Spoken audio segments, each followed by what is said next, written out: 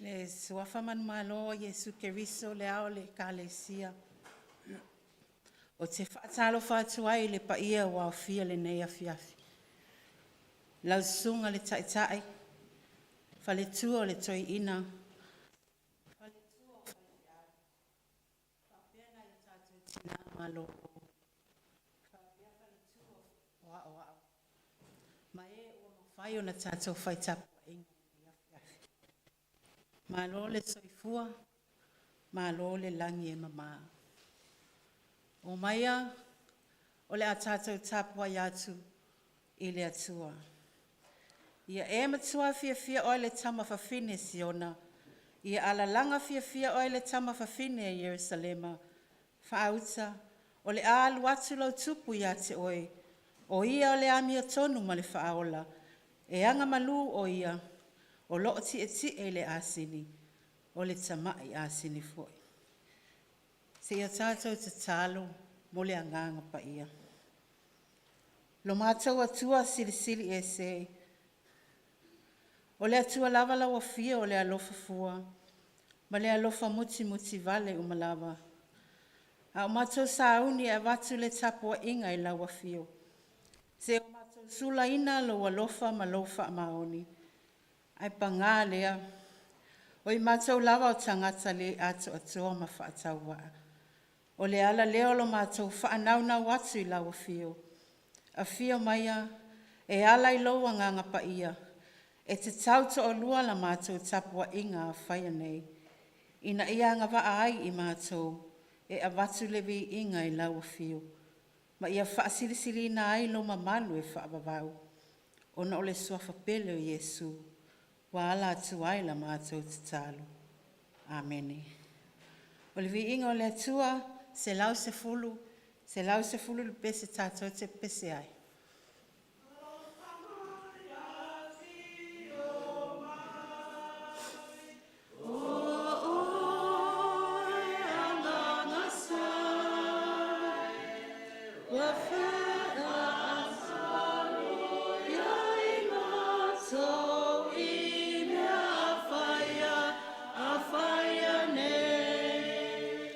Fio Maya,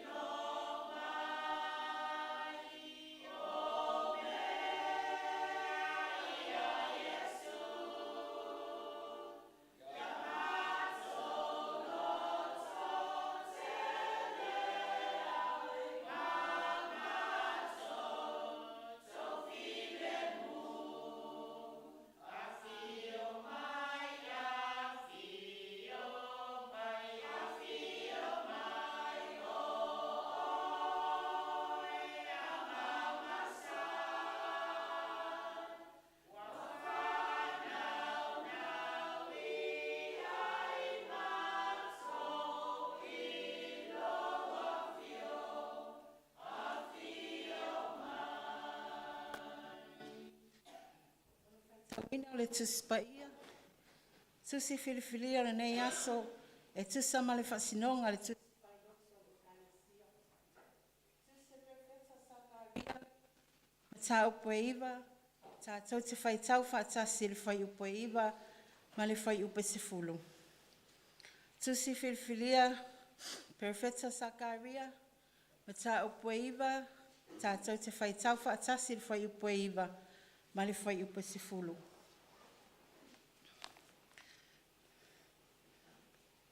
E tau.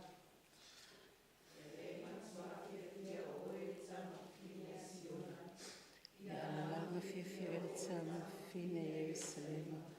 Whaauta, le alo atu lau tupu i ati oe. O ia le ami e tonu ma le whaaola. E anga malu o ia.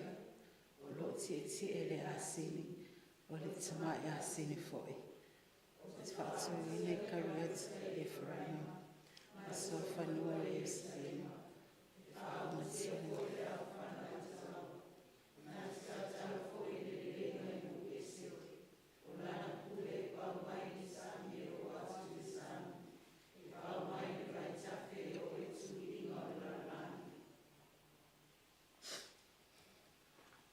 Ia whaamanuia mai le atua, i la tātou whaitau, ma whaalongolongo i na nāwhionga pa ia. Ma ia tū maua tupea ia te ia lona lava vi inga. Nei ma so o mai o le whaamavau.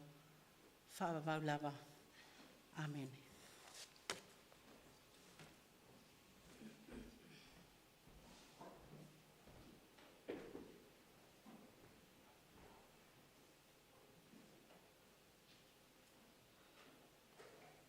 O le launga e le suafa mamalu o le atua le tama le alo ma le anganga sa. Sakaria mata upo iwa, a uofanga ina le fwai upo iwa, e au iai se whaasoa wha le anganga o le nea fiafi.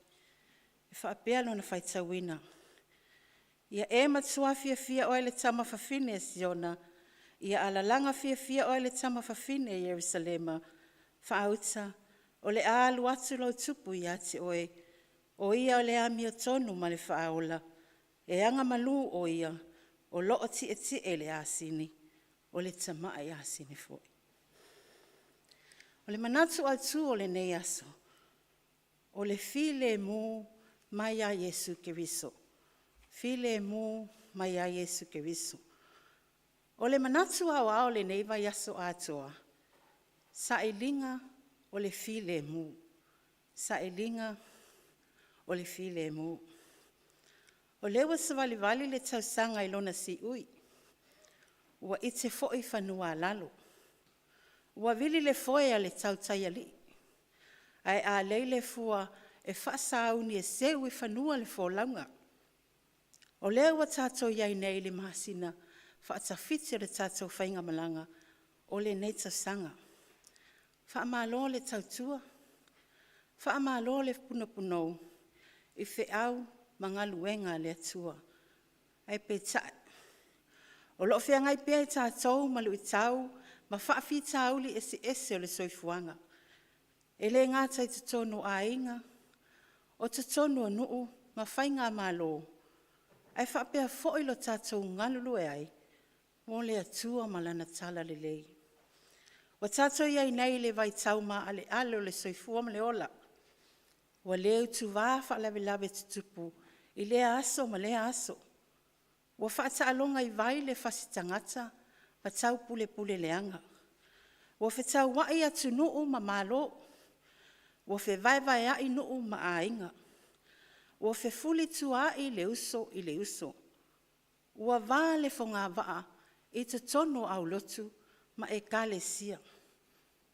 Ai sea, ona ole tangata ua halu ese ma le taita inga le atua. Ua le mawhai ai ona maua le anga malu ma le ami a tonu mai le atua. Pei ona tala noa mai ai le matua, e whaatonu folau, ma whaasino ala ai le savalinga. Ua le ai foi se loto mawalalo, e pei ona ia wha ao, i lona fio mai le lalolangi. O le fisili, e whapewhia la ona tātou sa ilia, Le file mule fai mai ele manatu au. O le tali o le fesili. Lea ua wha manatu mai le manatu au tu o le nei aso. O le file mu mai a Yesu Kiriso. I le tusi sa fai tawina. O loo valo ia mai a il perfecta Sakaria. Le tupu o le aafio mai. Lea pei on fai mai a le fai upu ua fai nei mamatua. Ia matua fia o le tama fafine a Siona. Ia alalanga fia o le tama fafine a Yerusalema. Whaauta, o le alu atu lau tupu ia te oe. O ia o le amia tonu mal whaola. Anga malu o ia, o loo ti e le asini. O le tamai asini foi. O le malanga whaatupu o Yesu Yerusalema. Pei ona moli mau iai le au fai evangelia. O le fio atu la Yesu, na a mata i nāwa ia so le pua ponga le ali. Se ia o lava ilona wha sataroina. A tonu o i sa wha alua fisasi ai manatu tangata. A walo lato mawhawhau. Sa wha tali i se tupu. E wha whea watu e ni kariota. Mani solo whanue ti e aini fita tau. Ai pe tai. E lea. A o le tangata o lo ti e atu i le tamai asini. I te tono le ai. Ma tangata o lo alalanga mawhona lau pama i le ala. Ma wha apea o lato upu. O sana i le alo tāwita. Ia manuia lea fia mai le suwafa o le ali. O sana i mea o pitolunga. O lea o tau no wai perfetanga mai le whengainga tuai. A o manatu i o tangata Israelu. O le alu atu lo lato tupu. Ma sona maa losi fita. Na te toe whaea le to ilalo. O lo iai nei le maa lo. Se o tatou au ili la, ma tala le perfetanga Sakaria. O Yesu, o le tupu o le hamia tonu. O le valoanga Sakaria, o ia o le tupu o le hamia tonu. Ua whaatusa iai le tangata. Ua Tofia e avea matupu, pe avea foi mataitai o se malo. Na te whaia mea tonu uma, o lana taitainga, ma lana nofua inga. E atangi ai le amia tonu o le atua. O ana whaai unga, e whaia i le whasinonga mai le atua. Na tau no ia sui te tono le malu. O whai manofuanga fi whaatawa inga o loa tangata. O na ti ngā ai leo lo na fina ngalo.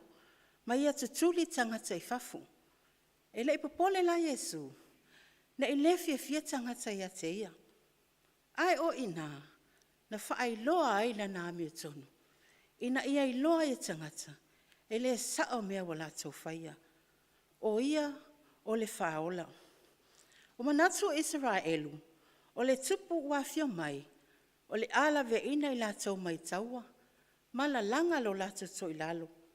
A o le afio mai o Yesu. O le whaola tanga wa Sauniga whapitoa e le atua. E le o la tau o nofo polonga. Manisi o afianga. Ai o le whaola mo tangata male lalo langi anga sala. E ala ilona maliu, malona toe tu manumalo mai. I le oti male tuunga mau. Whaali le angelu ia Iosefa.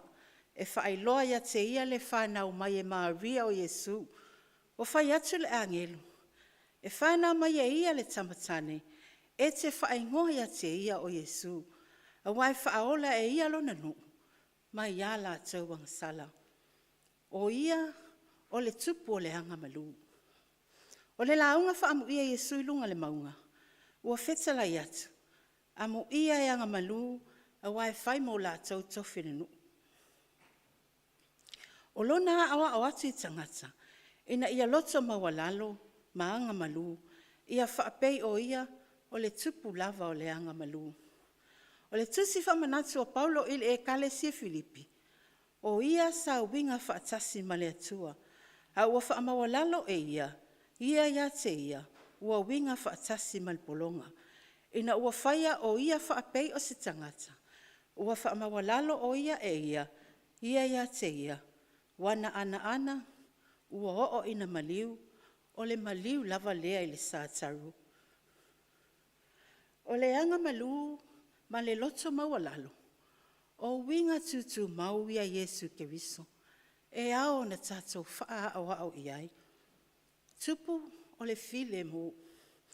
O le whaangaina Yesu o le tamai asini. I lana malanga whaatupu. O le whaatusa o le afio mai se awala file mo ma le mawalalo. O le valo anga Sakaria. O loo whaamatala mai ai. O le tupu lea na valo ia. E sauna te wha umatia o whanga le taua. Na te tau tala foi ile le lenga inu ese. O lana pule e o lava I tulu inga o le lalo langi. O lona winga. E le ngata o ia o le tupu o le file mu. Na te au maia le file mu. Ai na te pulea foi le lalo langi uma. I lona file mu. Le pa I ai le tātou mawhitanga le nei awhiawhi. O se whaamalosi lea le tala le lei. A o tātou whenga I ai, malui tau esi ese o le tātou sawalinga, tau whaai ua le nei tau sanga. Sa whiso wa ina la tātou whainga malanga, I pe au so o le vasa. O whaapuna pa ulia ai ma ngā pātia lo o tau mamalu. E le ngata I tutono au lotu, a le pūlenga foi ma le matanga luenga. O upo le atunuu, e te tele ai pesenga, e matua lava I le o. E tua a whaama mani noa, a ma vaenga lufati, o na folaule le au tawhiloa. E luti a foe I puava, a e mapu lava I whangalele. Tau whape nalo tātou soifuanga, wha tangata ngā lulue, po tangata whaimalanga. E le solonga le lei ai pea aso le soifua ma le ola. Au le tātou whaamoe moe pea I le atua malana taitainga. E manuia, masaunga le muai mea uma tātou te whai. O leo wa tātou tula tātou I le fia mai o le tātou wali I whaola. E ala I le pepe le Krismasi. O le tupu o le file mu. Na te au mai le file mu I o tātou loto. Pe a whai o iai ni whaafita uli. A oni mawhatianga ese ese. Wa le maua ese to a maalie. I le neiva I tau o le soifuanga. A le wa whamanatu mai le matu o le nei aso. Ia e matua fia o le tama whawhine a Siona. Ia alalanga fia o le tama whawhine a Jerusalema. Whaauta o le alu atu lo tupu ia te oe. O ia o le ami o tonu ma le whaola. E anga malu o ia. O loo ti e le asini. O le tama ai asini foi. Wa valo ia mai e le perfeta o Isaia. A wawa whanau mai mo I tātou le tama. Wa fua ina mai mo I tātou le atalii. E lona ua le malo. E ngoa foi o ia o le siri ese. O le whaipule. O le atua malosi. O le tama o le whaavavau. O le alii o le filemu. Amen. Tātou pese se lau fitus fulma le iwa. Se lau fitus fulma le iwa le pese tātou se pese ai.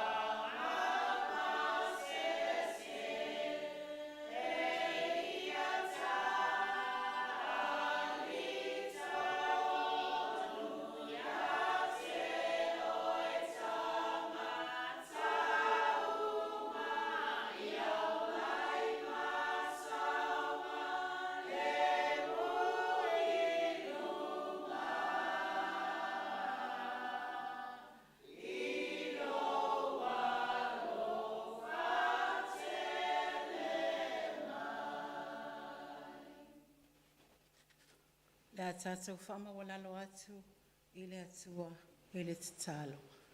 Tātou wifo ma tatalo I le atua. Lo mātou atua tau tasi pa I ai. O le atua le tamā, le alo ma le anganga sā. O le atua mai le vavau e o atu lava I le whaavavau. Ua tala mai le langi lo mamalu ma lo silsiri ese. Ua whaelia fo I le vani monimo ngā luenga mamana o a au. O le atua le alofa fua, ma le alofa muti muti vale o malava. Ua mātou moli mauina le nei afiafi, lo alofa ma lo wha maoni. O ao leo mātou whelo e fia, ma lau au whaingaluenga nei, le mafutanga tina o lau Pulega. Whawhetai lau taita ina mana, I lo lato soifua ma lo mātou wola. E ui lava ina vava ma mao mātou nofuanga. Au lea lava wa whaalia lo walofa. Wa lea ie se mala e afe. Ai wana ole fia ma le oli mai lau fio. Whawhetai o lo manuia I mātou umanei. No mātou tinata I tai. Le au whainga luenga whale tua o whaifi au. Na iau mātou tina ma lo. Au whainga luenga au au. Ma I mātou uma wa whaatasi le nei afiafi. Whawhetai o no Mele lei wa e whaama ite lo mātou ola. O lo whaonga ina o lo mātou whaatau waa. I so o se whi au ma so o se tiuti. A wale tau tua ina o a inga manu. Ai maise lo mātou ngā lulu e ai. Mō lau tāla le lei. Whawhetai o na o manuia whaaso mai so o se awala. O manuia o le tino ma whau ma le anganga. Whawhetai o na o laua nganga pa ia. O lo mātou whesoa soa ne sili. E tau toa lua lo mātou vai. Ma lo mātou le ato atua. E wha malo si au. Ma wha lo tutele ina I mātou. I taimi e whenga iai mātou. Ma wha whita uli o le ola nei. O le anganga e au maia le mawhana I o mātou lotu. E taimi e so waile fō launga o la mātou sawaringa. Whawhetai o no Lotu sipa ia. E whaatonu, maa o ai I mātou. Ina ia mātou sawa walipea. E whaia lo fina ngalo. E pei ona e whetsa lai mai ai. Sili le whawhetai, ono Yesu lo mātou wali I whaola. Lo soifua na ufu mai. Ina ia maa ngalo I mātou le lalo langi anga sala. E ala ilo na maliu malon soitu. Pe a whai mātou titalia, ilo mātou sala mōwha maoni. Tū maua tu pēa I lau o fio, le vi inga, ma le whamanu, nei mā so umai o le whaavavau. Ai wa mātou whaatu e se atu, ile nei afi lo mātou atua.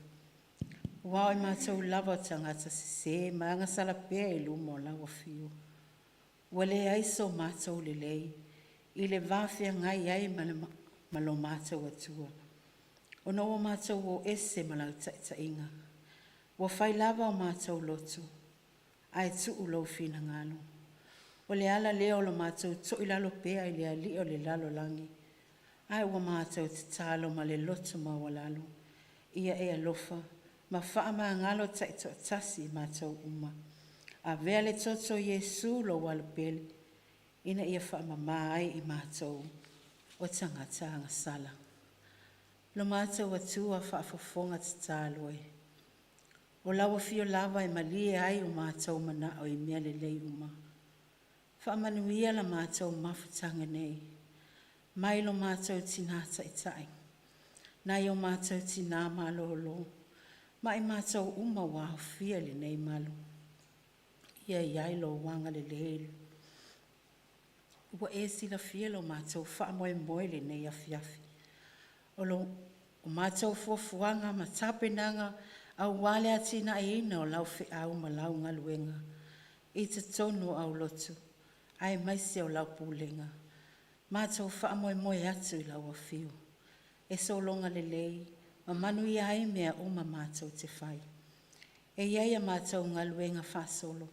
Mo le anga I atu le whai le nei tau sanga. E le ngata I te tonu au lotu. A o le Pulega ma le matanga luenga. Mātou te talo, ia e whesoa soane mai. E tauai I manua mātou fuafuanga. Whaamanuia na ia mātou au Lotu, ma le mātou Pulega nei. O a mātou sailinga mo le atina e ina o launga luenga. E lea I lava se me whainga tā I ati oi. Ta I atu I mātou le toi maasina o la mātou savalinga. Ina ia mātou au li ae se ki risi masi fia fia, masi tau sanga fau manuia. Pe a tusa maloa lofa maloa wanga le lei. O ai e whea ngai ma mawhatianga le tino, ma fau ma le angango le nei mawhatanga. Pa e mai au a au wha a mawhana whana le li ie. Ma tā upo le a mātou wha soa ai le nei afi. Mātou mo o mia lo wanganga pa ia. E wha manino, ma wha maala malama ia e mātou. O ma tā upo uma, a wale so longa le leo a mātou ngaluenga. Sau se taimi re nei afi, mātou tā ape ma malolo. Tuli loa ina e mātou e loa lofa tunoa. Au lia aia e mātou le asofou. Tau e wha au wau a mātou ngaluenga. A ole vi inga e wha fo ia tupea I lawa fiu. Tuma o maia I o mātou lunga le manuia o oele atua le tamā. Le alofa siri ese o Yesu lo mātou ali I whaola. Ma futaina pea I mātou e lo lava nganga pa ia. Nei ma so umai o le whaavavau. Whaavavau lava. Amen.